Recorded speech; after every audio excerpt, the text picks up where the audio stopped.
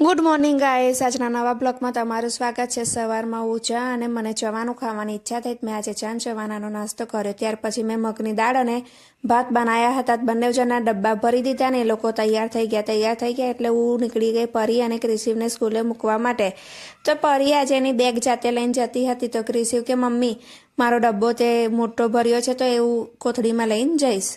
ડબ્બામાં દાળ ભાત હતા એટલે ક્રિશિવ કે મમ્મી દાળ ઢોરાઈ ના જાય અને ઢોરાય તો એ કોથળીમાં ઢોરાય અને બેગ બગડે નહીં, એવું મને એ કહેતો હતો। ત્યાર પછી અમે લોકો નીકળી ગયા પરીને અને ક્રિશિવને સ્કૂલે જવા માટે, પણ એ લોકો હું જ્યાં સુધી બહાર નથી આવતી ત્યાં સુધી એ લોકો પણ નીચે ઉતરવાનું નામ નહીં દેતા। તો ક્રિશિવ કે મમ્મી હું ફટાફટ સીડીથી ઉતરી જાઉં છું। મેં પરીને પણ કહ્યું કે પરી તું પણ સીડીથી નીચે ઉતર, તો પરીએ ના પાડી, એ કે હું તારી સાથે લિફ્ટમાં જઈશ, માને પણ પગ દુખે।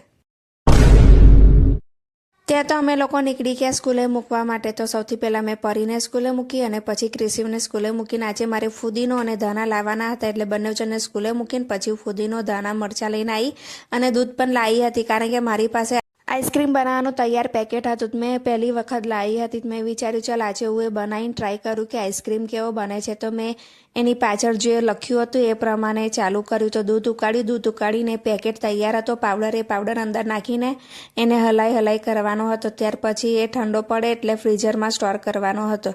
તો એક બાજુ દૂધ ઉકાળવા મૂકી દીધું ને બીજી બાજુ ફુદીનો ધાણા બધું ધોવા માટે મેં મૂકી દીધું, કારણ કે આજે મારે પાણીપુરી બનાવવાનો પ્રોગ્રામ હતો। તો મેં ફટાફટ પાણીપુરીનું પાણી બનાવ્યું, પછી ફુદીના ધાણા મરચાંની ચટણી બનાવી અને એ ચટણી સેન્ડવિચ માટે પણ ખૂબ સરસ લાગે છે અને હું પૂડા બનાવશ તો પૂડા સાથે એમને પણ અમે ખાઈ જઈએ છીએ। અને બીજી બાજુ મેં સિંગદાણા અને દલિયા બંને થોડી વાર માટે પલાળવા મૂકી દીધા હતા, કારણ કે હું ધાણા મરચાં ફુદીના દલિયા અને સિંગદાણાની થોડી સ્પાઇસી ચટણી પણ બનાવીને સ્ટોર કરવાની હતી કે વારે ઘડીએ મારે બનાવી ના પડે, જો હું એ પણ બનાવવા માટે તૈયાર કરું છું। અને એક બાજુ મેં સૂકા મરચાં અને લસણ પણ પલાળી દીધા હતા કે પાણીપુરીમાં તીખું મસાલો બનાવવા માટે લાલ મરચાંની ચટણી હોય તો જ ટેસ્ટ આવે, તો હું એ પણ તૈયાર કરીને મૂકી રાખ્યું હતું। તો મેં એ ચટણી પણ બનાવવાની તૈયારી કરી દીધી। તો ફટાફટ એક પછી એક 2-3 ચટણીઓ બનાવી અને નાના કન્ટેનર હતા ડબ્બા પ્લાસ્ટિકના એમાં ભરી દીધા, ભરીને પછી ત્યાં મૂકી દીધા, કારણ કે જેટલું પણ બને એ બધું પહેલાં એકવાર બનાવી દઉં છું, પછી એ ડબ્બાને પેક કરીને ફ્રીજમાં મૂકી દઉં છું। તો બીજી બાજુ ધાણા મરચાંની ચટણી બનાવવાની બાકી હતી તો એ પણ બનાવવા બેઠી। આવી રીતે મેં 2-3 જાતની ચટણી બનાવી અને છેલ્લે લાલ સૂકા મરચાંની પણ ચટણી બનાવી।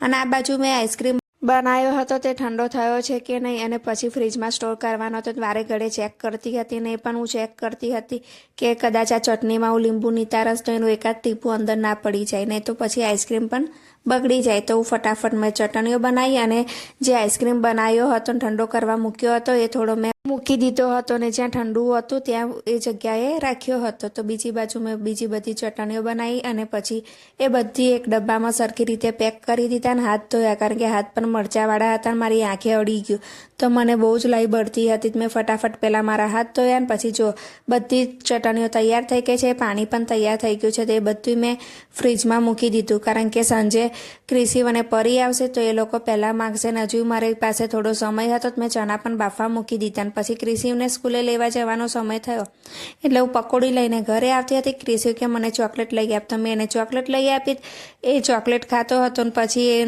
મેં કહ્યું કે તું હવે કપડાં બદલી નાખ, તો એ કપડાં બદલતો હતો ને વિડીયો બનાવતી હતી કે મમ્મી તું મારો આવો ગંદો વિડીયો ના બનાવીશ, બહુ ગંદુ લાગે અને મને સબસ્ક્રાઈબર લોકો ફોલો પણ નહીં કરે અને એવું કહેશે કે આ છોકરો કેટલો ગંદો વિડીયો બનાવે છે। તો જો ક્રિશિવ કેટલો સમજદાર થઈ ગયો છે। ત્યાર પછી અમારે પરીને લેવા જવાનો સમય થયો એટલે પરીને લઈને ઘરે આવ્યો તો પરી કે મમ્મી મને ભૂખ લાગી છે। મેં કહ્યું મેં કંઈક મસ્ત આજે જમવાનું બનાવવાની છું તો એ તારે ખાવું છે, તો એને હા પાડી, મેં એને પકોડી ભરીને આપી તો એ બહુ ખુશ થઈ ગઈ ને કે મમ્મી હું આજે ચોકડીમાં જ બેસીશ।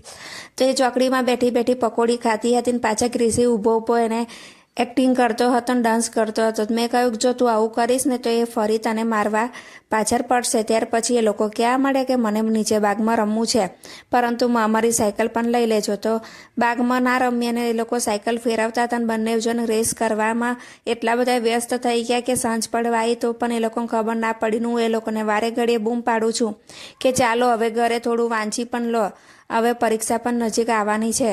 તો કે મમ્મી અમને થોડી વાર રમવું છે. તો કે અમે એક રેસ લગાવી દઈએ. તો આવી રીતે ઘણી બધી રેસ લગાવી, પરંતુ એ લોકો ઘરે આવવાનું નામ જ નથી દેતા.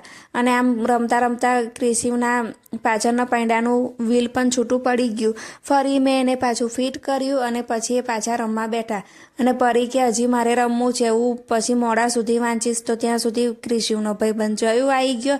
એટલે જયુ સાથે રમતો હતો ત્યાં સુધી એક ઓપનિંગ હતું, એનું ઇન્વિટેશન આવ્યું હતું. તો અમારા લોકોને ત્યાં જવાનું હતું ને છોકરાઓને આજે આઈસ્ક્રીમ ખવડાવવાના હતા. તમે લોકો ત્યાં પહોંચી ગયા અને જુઓ કેટલી બધી લાઈન છે. આજે બરફની દુકાનનું ઓપનિંગ કર્યું હતું. તો આજે એમના તરફથી બધાય બાળકોને ફ્રીમાં બરફ ખવડાવવાનો હતો. તો અમે બધાએ બરફ લીધો ને બરફ લઈને અમે લોકો અમારા ભાભીની હોટલે આવી ગયા ને અમે લોકોએ ત્યાં ખાધો. ત્યાં ખાઈ લીધા પછી ઘરે આવીને છોકરાઓને મેં લેસન કરાવવા બેસી ગયા. અને અમારો આજનો દિવસ આમ જ પૂરો થયો. આવજો, ગુડ નાઇટ.